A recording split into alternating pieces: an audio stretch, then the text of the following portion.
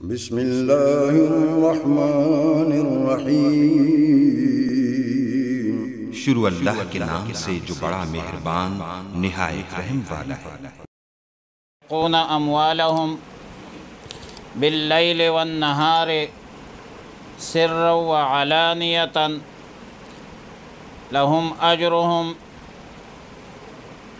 فلهم أجرهم عند ربهم ولا خوف عليهم ولا هم يحزنون الذين ينفقون، جو لوگ خرچ کرتے ہیں اموالہم اپنے مالوں کو، باللیل رات میں، والنہار دن میں، وسرا وعلانیۃً پوشیدہ طور پر، وعلانیۃً علانیہ طریقے سے، فلہم اجرہم عند ربہم، پس ان کے لیے ان کا اجر ہے ان کے رب کے پاس،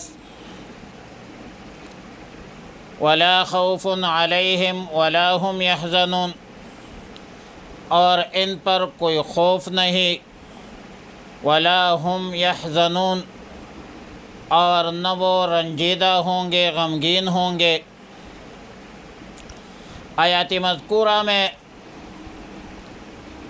اجر و ثواب اور فضیلت ہے ان لوگوں کا جو اللہ کے راہ میں اللہ کے رضا کے لیے انفاق فی سبیل اللہ ہر حالت میں کرتے ہیں، دن کو کرتے ہیں، رات کو کرتے ہیں، سرًا کرتے ہیں، علانیتاً کرتے ہیں، اور ضمناً یہ بھی بتلا دیا کہ صدقہ کے لیے کوئی وقت مقرر نہیں، دن کو کرو، رات کو کرو، سرًا کرو، علانیتاً کرو، صحت میں کرو، مرض میں کرو، حضر میں کرو، سفر میں کرو، بشرطے کہ اخلاص پر مبنی ہو، اللہ کی رضا مقصود ہو۔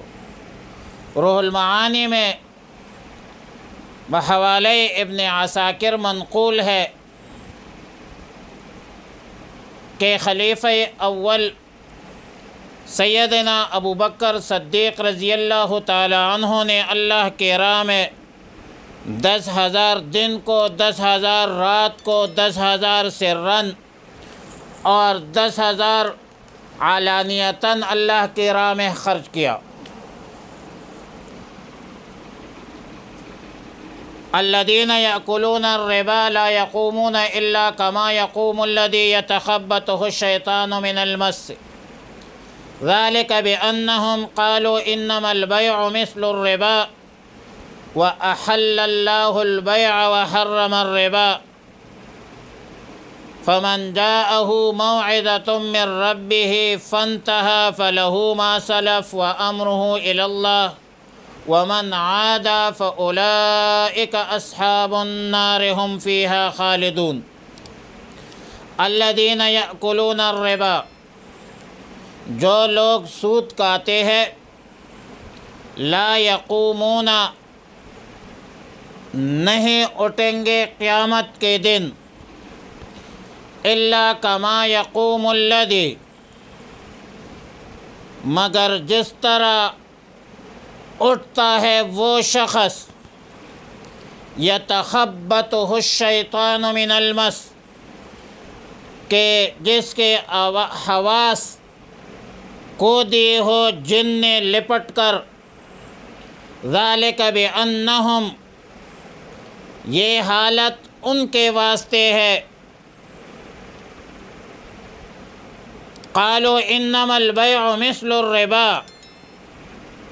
کہ انہوں نے کہا ہے کہ بیع، خرید و فروخت، سوداگری بھی، تجارت بھی تو ایسی ہے جیسی سود کھانا ہے۔ وَأَحَلَّ اللَّهُ الْبَيْعَ وَحَرَّمَ الرِّبَا، حالانکہ اللہ نے بیع کو حلال کیا ہے اور حرام کیا ہے سود کو۔ فمن جاءه موعظة من ربه فانتهى فله ما سلف، فمن جاءه، پھر جس کو پہنچے نصیحت اپنے رب کی طرف سے موعظۃ من ربہ فانتہا اور وہ باز آ گیا فلہ ما سلف تو اس کے واسطے ہے جو پہلے ہو چکا ہے وَأَمْرُهُ إِلَى اللَّهِ اور اس کا معاملہ اللہ کے حوالہ ہے وَمَنْ عَادَ فَأُولَئِكَ أَصْحَابُ النَّارِ هُمْ فِيهَا خَالِدُونَ اور جو شخص پھر عود کرے سو یہ دوزخ والے ہیں اور وہ اس میں ہمیشہ رہیں گے۔ آیات مذکورہ میں سود کے حرمت اور سود خوروں کی مذمت اور بروز قیامت سود خوروں کی حالت کا بیان ہے۔ سود خور قیامت کے دن قبروں سے ایسی حیران پریشان مدہوشی کی حالت میں اٹھیں گے جیسے کسی کے ساتھ شیطان جن لپٹ چپٹ ہو جائے اور اس وجہ سے اس کے حواس مخبوط ہے، مبہوت ہے اور اوسان خطا ہے، نہ دل کام کرتا ہے نہ دماغ کام کرتا ہے۔ ظاہر ہے کہ سود تو بہت بڑا گناہ ہے، گناہ کبیرہ ہے، اور اتنا بڑا گناہ ہے سیدنا ابو ہریرہ رضی اللہ تعالیٰ عنہ سے روایت ہے کہ نبی علیہ الصلاۃ والسلام نے فرمایا کہ سود کے 70 حصے ہیں، ان میں سے ہلکا یہ ہے کہ کوئی شخص اپنے ماں کے ساتھ برا کرے۔ فرمایا الربا 70 جزءا ایسرہما ان ینکح الرجل امہ، اور چونکہ سودی لین دین غریب و لاچاروں پر ظلم ہے، بلکہ غریب کے غربت سے غلط فائدہ اٹھانے کا ذریعہ ہے۔ ایک بندہ آپ سے 100 روپے مانگ رہا ہے اور آپ جواب یہ دے رہے ہیں کہ 100 روپے تو دے رہا ہوں لیکن آپ نے مجھے 105 اور 110 واپس کرنی ہے، مجھے ذرا بتائے کہ یہ کسی کی غربت سے غلط فائدہ اٹھانا ہے یا نہیں، کیا یہ ظلم ہے یا نہیں ہے؟ رسول اللہ مبارک صلی اللہ علیہ وسلم کو ایک خواب دکھایا گیا، اور ظاہر ہے انبیاء علیہم السلام کی خواب وحی ہوتی ہے، جس کا مفہوم یہ ہے کہ ایک شخص خون کے نہر میں کھڑا ہے اور نہر کے کنارے ایک دوسرا آدمی کھڑا ہے جس کے سامنے پتھر ہے، اور جو شخص نہر میں ہے وہ نہر سے نکلنے کی کوشش کرتا ہے، وہ چاہتا ہے کہ میں نہر سے نکل جاؤں، تو دوسرا شخص اس کے منہ پر پتھر مار دیتا ہے، جس کے وجہ سے وہ واپس نہر خون کے نہر میں واپس چلا جاتا ہے جہاں پہلے تھا۔ اب جب وہ شخص نکلتا ہے یا نکلنے کی کوشش کرتا ہے تو یہ شخص اس کے منہ پر پتھر مار دیتا ہے اور یہ واپس جو ہے نہر میں چلا جاتا ہے۔ رسول اللہ مبارک صلی اللہ علیہ وسلم فرماتے ہیں کہ میں نے دونوں ساتھیوں حضرت جبریل علیہ السلام اور حضرت میکائیل علیہ السلام سے پوچھا کہ یہ کیا ماجرا ہے، تو حضرت جبریل امین اور حضرت میکائیل علیہ السلام نے فرمایا کہ جو شخص نہر کے اندر ہے یہ سود خور ہے، سود کھانے والا ہے، قضا فی البخاری۔ بہرحال سود بہت بڑا گناہ ہے، اتنا بڑا گناہ ہے کہ سود کے متعلق ہر شخص پر لعنت کی گئی ہے۔ سیدنا حضرت جابر رضی اللہ تعالیٰ عنہ سے روایت ہے کہ نبی علیہ الصلاۃ والسلام نے فرمایا کہ لعنت بھیجی ہے اللہ نے آکل الربا و موکلہ، سود کھانے والے پر، سود کھلانے والے پر، سود پر لکھنے والا، گواہ بننے والا، اور فرمایا وقالہم سوا، فرمایا یہ سب اس گناہ میں شریک ہے۔ قذافی المسلم۔ حضرت انس ابن مالک رضی اللہ تعالیٰ عنہ سے روایت ہے کہ نبی علیہ الصلاۃ والسلام نے فرمایا کہ جب تم میں سے کوئی شخص کسی کو قرض دے، پھر قرض لینے والا کچھ ہدیہ دے یا اپنے جانور پر سوار کرے، تو نہ سوار ہو اور نہ ہدیہ قبول کرے۔ ہاں اگر ان کے درمیان اس سے پہلے ہدیہ لینے کا کچھ معاملہ ہے یا کچھ تعلق ہے تو وہ اور بات ہے۔ قضا فی رواہ ابن ماجہ والبیہقی۔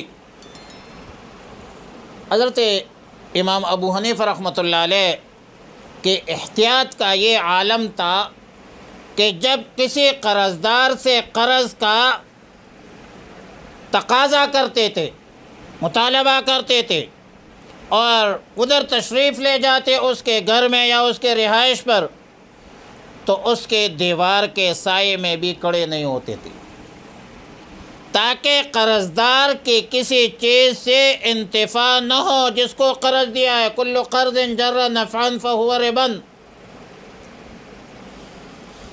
اب ظاہر ہے کہ جب رضامندی سے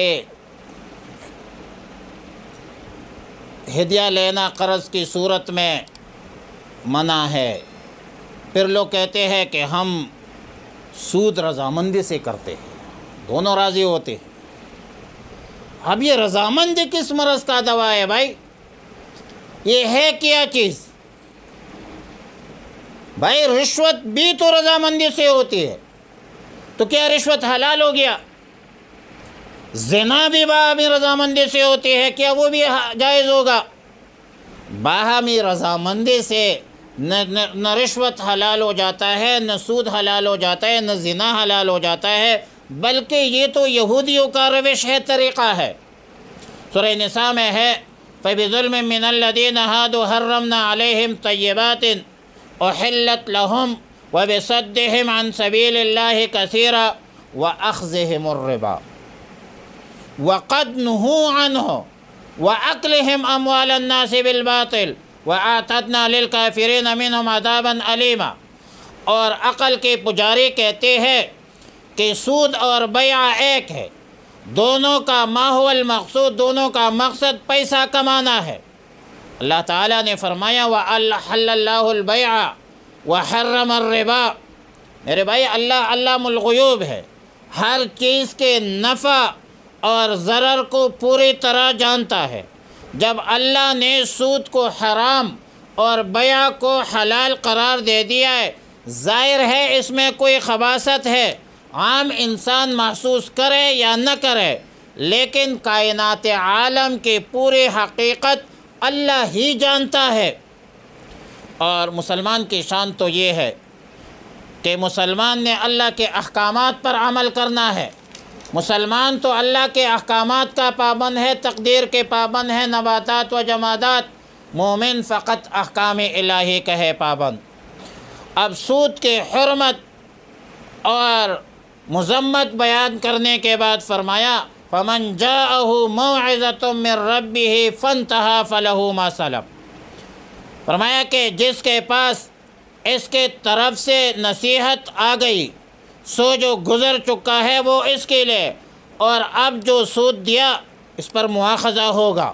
قال النصفی فی مدارک التنزیل فلا یؤخذ بما مضى لأنه أخذ قبل نزول التحریم، یعنی گزشتہ عمل پر اس کا مواخذہ نہیں ہوگا۔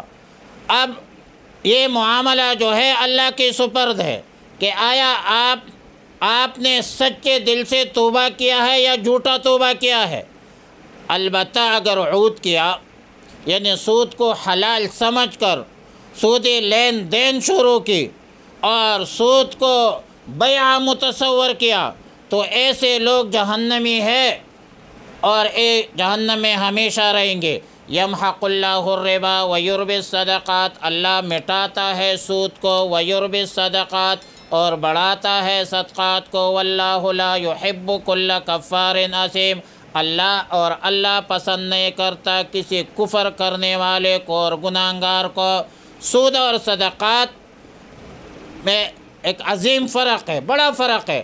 اللہ تعالیٰ صدقات کی برکت سے مال و دولت میں اضافہ فرماتا ہے اور سود کو بے برکت کر دیتا ہے۔ سیدنا عبداللہ ابن مسعود رضی اللہ تعالیٰ عنہ سے روایت ہے کہ نبی علیہ الصلوۃ والسلام نے فرمایا کہ بلا شبہ اگرچہ سود بہت زیادہ ہو جائے لیکن اس کا انجام کبھی کی طرف جائے گا۔ واللہ لا يحب كل کفار اثیم، اللہ رب العالمین ایسے لوگوں کو پسند نہیں کرتا، اور جب اللہ پسند نہ کرے تو دنیا کی بھی بربادی ہے اور آخرت کی بھی بربادی ہے۔